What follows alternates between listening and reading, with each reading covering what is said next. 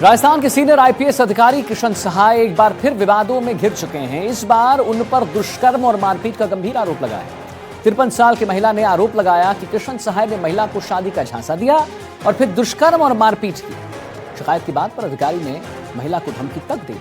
आपको बताना चाहेंगे कि किशन सहाय पहले भी अपनी ड्यूटी में लापरवाही को लेकर सस्पेंड हो चुके हैं और फिर अपने नास्तिक विचारधारा को लेकर लगातार सोशल मीडिया पर अपने विचार पोस्ट करते रहते हैं। हाल ही में बागेश्वर बाबा और प्रेमानंद महाराज पर भी उन्होंने टिप्पणी कर और सुर्खियां बटोरी थी, लेकिन अब वो दुष्कर्म जैसी गंभीर मुकदमे का सामना कर रहे हैं।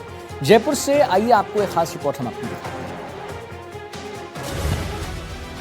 आईपीएस अधिकारी के खिलाफ दुष्कर्म का आरोप। अधिकारी ने किया आरोपों का खंडन। 53 साल की महिला ने लगाए गंभीर आरोप। सीनियर आईपीएस अधिकारी किशन सहाय पर एफआईआर। राजस्थान के सीनियर आईपीएस अधिकारी किशन सहाय गंभीर विवादों से घिर गए हैं। खबर है कि 53 साल की एक महिला ने किशन सहाय पर दुष्कर्म का आरोप लगाया है। महिला ने सीनियर अधिकारी पर रेप और मारपीट मामले में एफआईआर दर्ज कराया है। आपको बता दें कि किशन सहाय पहले भी विवादों में रहे हैं और पहले ड्यूटी में लापरवाही को लेकर सस्पेंड भी हो चुके हैं। हालांकि इस गंभीर आरोप के बाद अधिकारी ने सभी आरोपों को निराधार बताते हुए फर्जी सबूत देने की बात कही है। लेकिन मानवाधिकार विभाग में इतने बड़े पद पर काम करने वाले अधिकारी के खिलाफ इतने गंभीर अपराध के आरोप लगे हैं, जिससे पुलिस महकमे में हड़कंप मच गया है। जो भी कार्रवाई होगी। किसी आईपीएस के खिलाफ रेप केस का मामला दर्ज हुआ आज? हाँ, रेप केस का मामला दर्ज हुआ है, उसके अंदर तफ्तीश हो रही है, तफ्तीश करेंगे। आईपीएस किशन सहाय राजस्थान कैडर 2004 बैच के अधिकारी हैं। मूल रूप से राजस्थान के दौसा के रहने वाले हैं। साल 2014 में हो चुके हैं एपीओ। साल 2023 में मानवाधिकार विभाग में पोस्टिंग हुई। सीनियर आईपीएस अधिकारी किशन सहाय के खिलाफ दुष्कर्म का केस दर्ज हुआ है। आईपीएस किशन सहाय मानवाधिकार विभाग में आईजी के पद पर पुलिस मुख्यालय में तैनात हैं। 53 साल की पीड़ित महिला ने गंभीर आरोप लगाए हैं।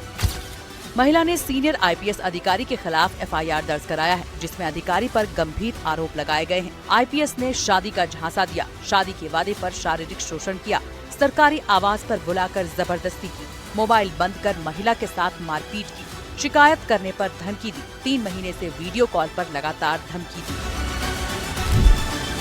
एफआईआर में पीड़िता ने आरोप लगाया है कि आईपीएस ने शादी का झांसा दिया, सरकारी आवास पर बुलाया और जबरदस्ती की।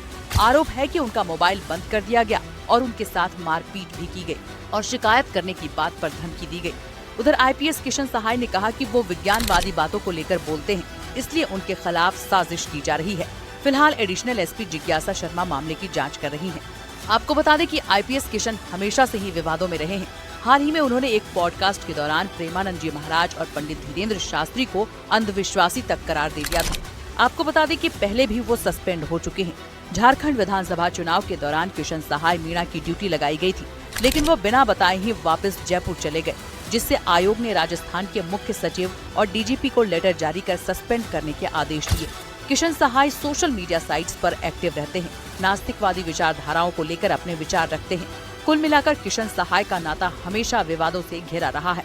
भगवान को काल्पनिक बताना जैसे थॉट्स के साथ वो हमेशा पोस्ट करते रहते हैं। फिलहाल किशन सहाय पर 53 साल की महिला के साथ रेप और मारपीट का गंभीर आरोप लगा है।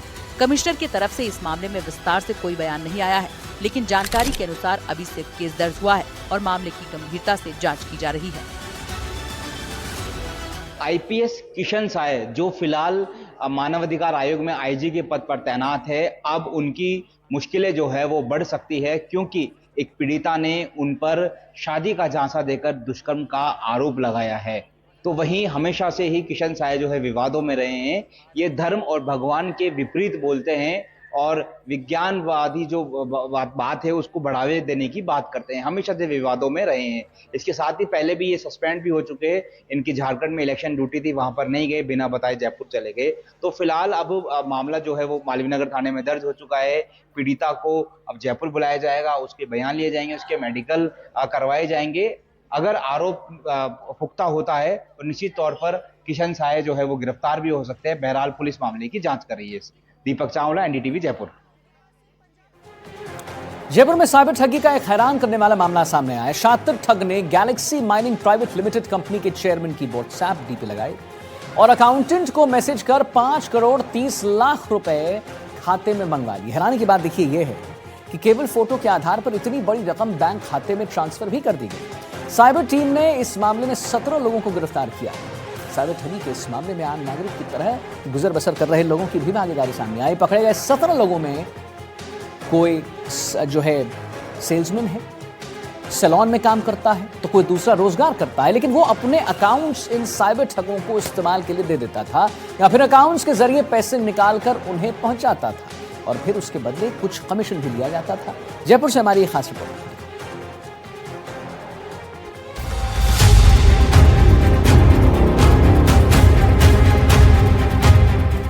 जयपुर में 5 करोड़ 30 लाख की साइबर ठगी का मामला सामने आया है। शातिर ठग ने व्हाट्सएप नंबर पर Galaxy mining private limited company के चेयरमैन की फोटो लगाई और उसने अकाउंटेंट दीपेंद्र सिंह को मैसेज कर दिया और कहा कि इन खातों में तुरंत पैसे डाल दो। अकाउंटेंट ने भी जल्दबाजी में दोनों खातों में 5 करोड़ 30 लाख रुपए डाल दिए। अकाउंटेंट ने अपने चेयरमैन से वेरीफाई तक नहीं किया और वो साइबर ठगी का शिकार हो गया। साइबर टीम ने मामला दर्ज होने के बाद टीम से म्यूल खाता धारक 17 आरोपियों को गिरफ्तार कर लिया है। इनके खाते में ये पैसे मंगवाए गए थे। वहीं मुख्य आरोपी अभी भी फरार है। आरोपी साइबर धोखाधड़ी की रणनीति बनाने, बैंक खातों, पासबुक, चेकबुक, डेबिट कार्ड, नगद राशि के विड्रॉल और आपस में कमीशन को बांटने के लिए चाय की दुकान यानी कि थड़ी पर मिलते थे ताकि किसी को शक न हो। 24/4/2026 को गैलेक्सी प्राइवेट लिमिटेड कंपनी के अकाउंटेंट ने कोई साइबर क्राइम पोर्टल के ऊपर एक रिपोर्ट दर्ज कराई थी कि 5 करोड़ 30 लाख रुपए की उसके साथ में कोई कंपनी के साथ साइबर ठगी हुई है, जिसमें मॉडस ऑपरेंडी ये बताई गई है कि FIR के अंदर कि उनके जो मालिक थे उनके नाम की व्हाट्सएप DP और नाम लेकर के उनको मैसेज भेजा है, 2 अकाउंट की डिटेल भेजी जिसके अंदर 2 टुकड़ों के अंदर 2 अलग अलग खातों के अंदर 5 करोड़ 30 लाख रुपए उन्होंने मैसेज के आधार पर बिना वेरिफिकेशन के ही उनके मैसेज उनके मान करके और उन्हें ट्रांसफर किया। साइबर टीमों ने त्वरित कार्रवाई करते हुए साइबर अपराधियों द्वारा उपयोग में लिए गए बैंक खातों का विश्लेषण करने पर पता चला कि ठगी की गई राशि विभिन्न बैंक खातों में स्थानांतरित करते हुए नगद निकासी के लिए USDT और हवाला के माध्यम से लेन देन कर साइबर धोखाधड़ी राशि को हुट-बुट करने वाले का पता लगाकर जिला पुलिस कोटा ग्रामीण, पाली, बांसवाड़ा, जोधपुर और बाड़मेर के सहयोग से 17 साइबर अपराधियों को गिरफ्तार कर लिया। पुलिस ने सोहेल खान को गिरफ्तार किया गया है, जो अपने नाम से अकाउंट खुलवाकर कैश निकालता था, साइबर ठगों को पहुँचाता था। एक ट्रांसफर के 5,000 रुपए कमीशन लेता था। मोहम्मद राशिद भी अपने खाते से ठगों को मदद देता था। मोहम्मद राशिद 3,000 लेता था कमीशन। कोटा के रहने वाले समीर ने 6,000 कमीशन लिए। आरोपी तौहीद गुजरात की सूरत का रहने वाला है। तौहीद ने अपना अकाउंट देने के बदले 15,000 कमीशन लिया। नवीन चौहान ने 5 लाख पर 50,000 का कमीशन लिया। अविनाश जैन, प्रवीण रावल, अमित रावल, भव्य गिरी गोस्वामी, मुकेश चौहान, घनश्याम धरतवाल, राहुल, कमलेश, दीपेंद्र, हरीश और सदराम को पुलिस ने गिरफ्तार किया है। ठगों का ये पूरा नेटवर्क काम करता है, जिसमें सामान्य जिंदगी जी रहे लोग भी शामिल होते हैं। वो अपने खातों का इस्तेमाल करते हैं साइबर ठगी में।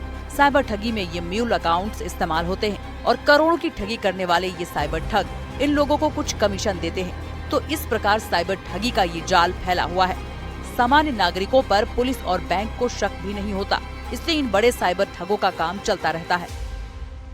साइबर ठग का तरीका वारदात बेहद अनोखा था। उसने व्हाट्सएप पर DP लगाई चेयरमैन की और अकाउंटेंट को कहा कि तुरंत प्रभाव से पैसे डाले। उसके बाद अकाउंटेंट ने भी अपने चेयरमैन से वेरीफाई नहीं किया, क्रॉस चेक नहीं किया और मैसेज देखकर ही उसने उस साइबर ठग के खाते में 5 करोड़ 30 लाख रुपए डाल दिए। हालांकि जो मुख्य सरगना है वो अभी भी फरार है, साइबर टीम उसकी तलाश कर रही है। लेकिन म्यूल खाता धारक जो कि 17 लोग हैं, जो कि राजस्थान के कोटा, बांसवाड़ा, पाली के रहने वाले, उन्हें गिरफ्तार कर लिया है। ये सभी कोई सैलून की दुकान पर काम करता है, तो कोई ई-मित्र चलाता है, तो कोई नॉर्मल काम करता है और इन सभी ने अपना खाता उन साइबर ठगों को दिया था। यानी कि इनके खाते में पैसे आए थे, इन्होंने 5,000 6,000 के लालच में अपना खाता दिया, तो बहरहाल ये गिरफ्तार हो गए हैं और मेन सूत्रधार की तलाश अभी जारी है। पुलिस ने सभी म्यूल खाता धारक को गिरफ्तार कर लिया गया है। कोई सैलून चलाता है तो कोई मित्र की दुकान पर काम करता है, तो किसी ने अपने दोस्त और परिवार का खाता साइबर ठगों को उपलब्ध करवा रखा है। पुलिस अब मुख्य सूत्रधार की तलाश में जुटी हुई है। जयपुर से संवाददाता दीपक चावला की रिपोर्ट।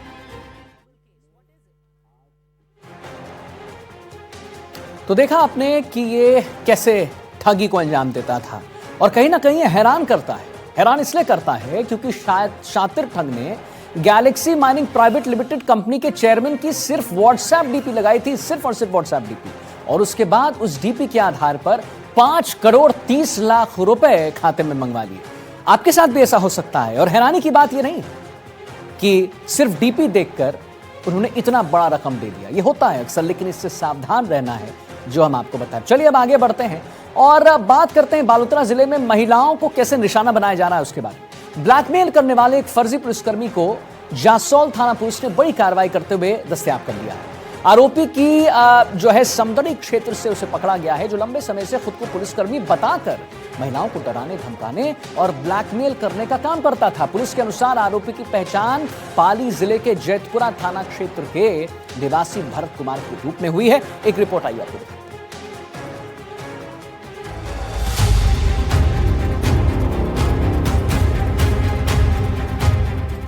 बालोतरा जिले में महिलाओं को निशाना बनाकर ब्लैकमेल करने वाले एक फर्जी पुलिसकर्मी को जसोल थाना पुलिस ने बड़ी कार्रवाई करते हुए गिरफ्तार किया है। आरोपी को समदड़ी क्षेत्र से पकड़ा गया है, जो लंबे समय से खुद को पुलिसकर्मी बताकर महिलाओं को डराने धमकाने और ब्लैकमेल करने का काम कर रहा था।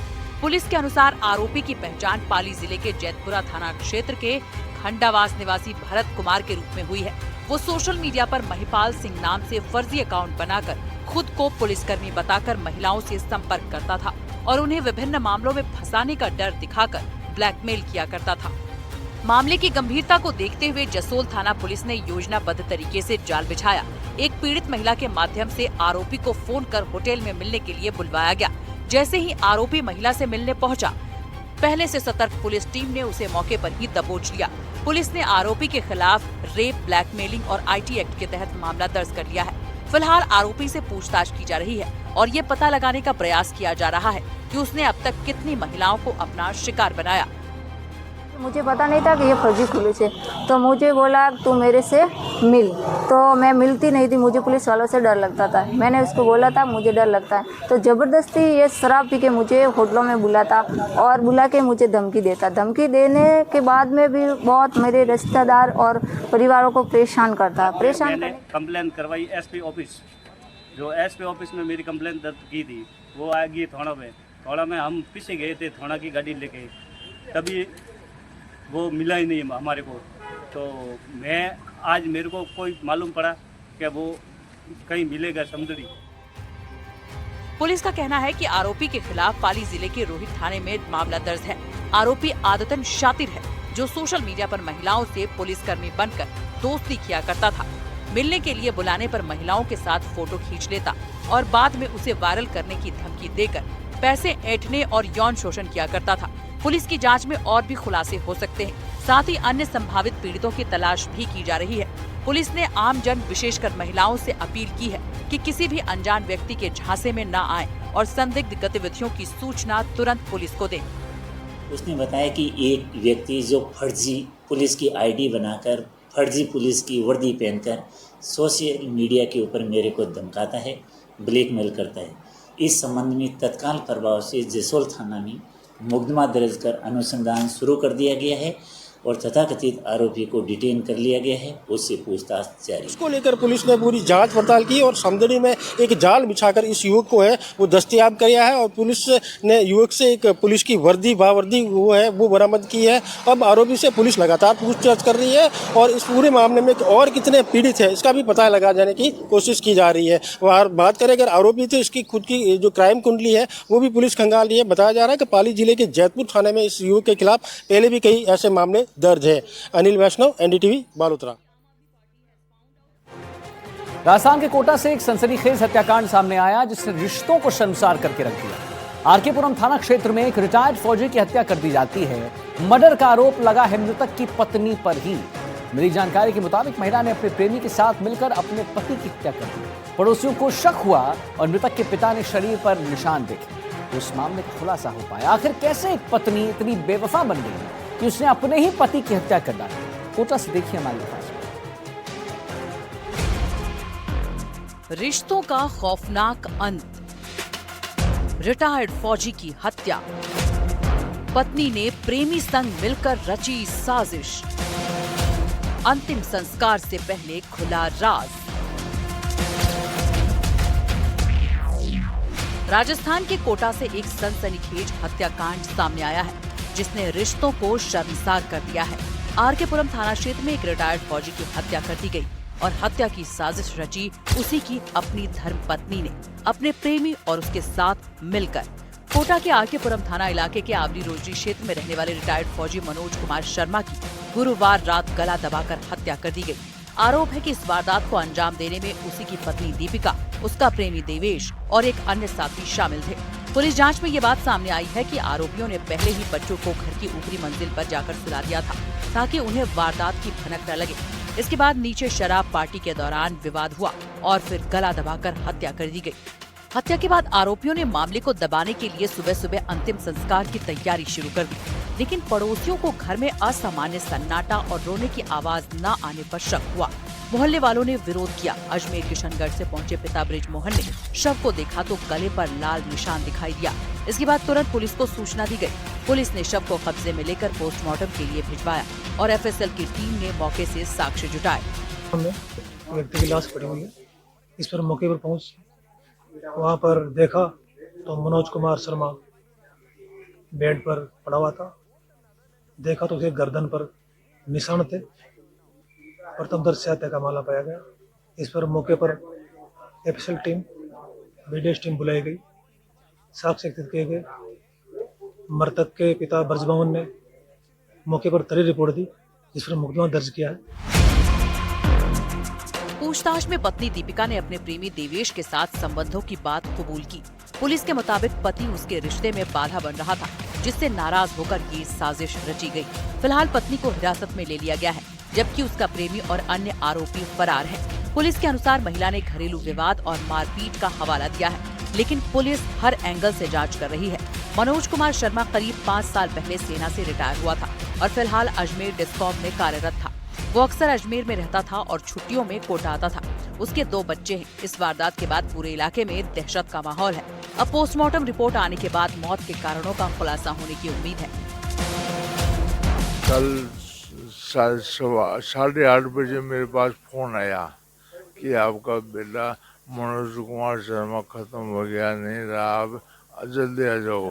मैं कहा भैया 8:30 बजे तुम खबर कर रहे हो तो मैं जल्दी, कितना जल्दी हो सके उतना जल्दी आऊँगा। फिर रात भर मेरे को फोन कर दे रहे, जल्दी आओ हम ले जा रहे हैं। मैं क्या आप कैसे ले जाओगे? माँ बाप भाई, माँ बाप जो मुँह तो देखने तो उसको कैसे ले जाओगे आप? इनके क्या है, दोनों के बीच में ऐसे ही अनबन चलती रहती थी। तो अब वो क्या है, जब भी यहाँ आता था वो विगत 4 महीने से किशनगढ़ में जॉब कर रहा था, किशनगढ़ अजमेर में। तो वो जैसे सैटरडे संडे को आ जाता था कभी कभी।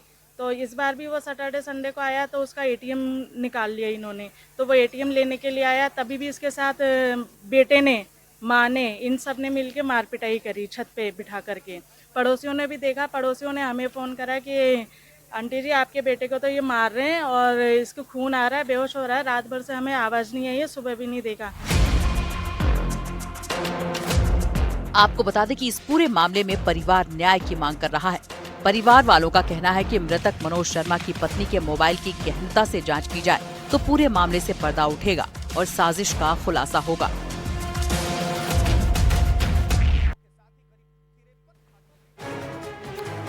महाराष्ट्र के पुणे से दिल दहला देने वाली खबर सामने आई, जहां 4 साल की मासूम बच्ची के साथ न सिर्फ दरिंदगी की गई बल्कि रेप के बाद पत्थर से कुचलकर उसकी जघन्य हत्या भी कर दी गई। इस हैवानियत को अंजाम देने वाले का एक आरोपी जो है वो एक 65 साल का बुजुर्ग है। हैवानियत की इस घिनौनी घटना पर पुणे का एक इलाका गुस्से से उबल रहा है। देखिए।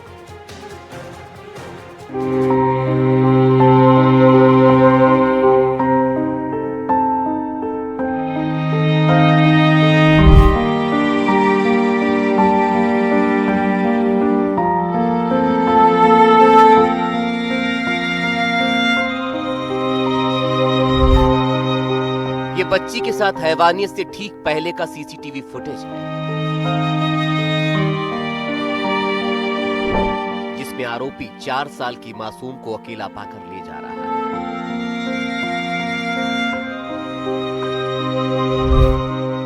इस मासूम बच्ची को क्या मालूम था कि वो जिसके साथ जा रही है वो कोई उसका अंकल, दादा, ताया नहीं, बल्कि एक दरिंदा है जिसे उसकी उम्र और मासूमियत का भी ख्याल नहीं है और बना डाला अपनी हैवानियत का शिकार।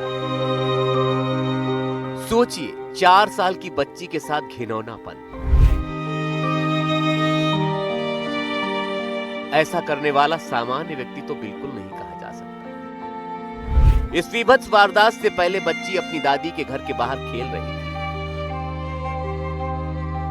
जहां वो छुट्टियां बिताने आई थी। आरोप है कि उसी समय 65 साल के दरिंदे की वैशी नजर उस कोमल सी फूल सी बच्ची पर पड़ गई। वो बच्ची को बहला फुसला कर जानवरों की तबेले में ले गया, जहां उसने उस मासूम के साथ दरिंदगी की। लेकिन हैवानियत का स्तर तो देखिए। उसके बाद आरोपी ने बच्ची को पत्थरों से कुचलकर मार डाला और उसके बाद उसके बेजान शरीर को किसी तबेले में गोबर के नीचे छिपा दिया ताकि किसी को कुछ पता न चल सके। ये वही तबेला। सोचिए, घिनौनेपन और वैश्यपन का स्तर देखिए। एक मासूम बच्ची का यौन शोषण और उसके बाद उसकी विभत्स हत्या। हाथ कैसे नहीं कांपे उस दरिंदे के। वो भले नहीं कांपा, लेकिन पुणे में भोर तालुका का समूचा नरसापुर कांप उठा है, चीत्कार उठा है। 4 साल की बच्ची के साथ हुई दरिंदगी और सड़कों पर आ गया। जानकारी के बाद से ही लोगों ने रोड जाम कर दिए और आरोपी को फांसी की मांग कर रहे हैं। इलाके की दुकानें, प्रतिष्ठान बंद कर हर किसी की एक ही मांग है, दोषी को जल्द से जल्द फांसी दो। जो शख्स है वो मनोविकृत है। उसने इसके पहले 3 गुने किए। 1998 में, उसके बाद में 2015 में उसने ऐसा ही गुना किया है। तो हमारी डिमांड यही है, ग्रामस्थ, ग्राम पंचायत और पंचक्रोशी के सभी लोगों की तरफ से कि उस फर्स्ट ट्रैक पर ये गुनाह चलने चाहिए और उसको 15 दिन के शिक्षा होना चाहिए और उसके अंदर काम करते टाइम।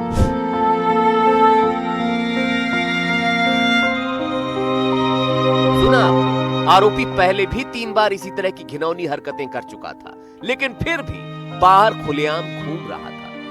आखिर कैसे, ये भी बड़ा सवाल है। बच्ची के साथ इस विभत्स घटना का पता तब चला जब लापता बच्ची को लोग ढूंढने लगे। लाख ढूंढने के बावजूद जब वो नहीं मिली तो सीसीटीवी खंगाले गए। उन्हीं में से एक सीसीटीवी में आरोपी 4 साल की मासूम को ले जाता दिखाई दिया। फिर पुलिस ने आरोपी को पकड़ा और सख्ती से पूछताछ की गई तो इसी तबेले का डरा देने वाला सच सामने आया। उसने बच्ची को मार डाला है। बच्ची के शव को निकालकर वहां फॉरेंसिक की टीम भी जांच कर रही है ताकि आरोपी के खिलाफ पुख्ता सबूत जुटाए जा सके। राजनीतिक दलों ने भी इस मामले में कड़ी से कड़ी कार्रवाई की मांग की है ताकि ऐसे पापियों में भय पैदा हो सके और बच्चियां सुरक्षित हो सके। हमारी मांग है सजाए मौत, क्योंकि जब डेथ पेनल्टी होता है तभी कानून का खौफ रहेगा आते हुए दिन में। आखिर हमारा समाज कैसी सोच के साथ जी रहा है, जहां कहीं ना कहीं भीड़ में कोई ना कोई ऐसा सिरफिरा सन की दरिंदा निकल आता है जिसके अंदर कितना घिनौनापन, कितनी दरिंदगी है, उसका किसी को अंदाजा भी नहीं होता। उम्मीद करते हैं बिटिया के साथ हैवानियत करने वाले इस दोषी को कड़ी से कड़ी सजा मिलेगी। Bureau report, NDTV India.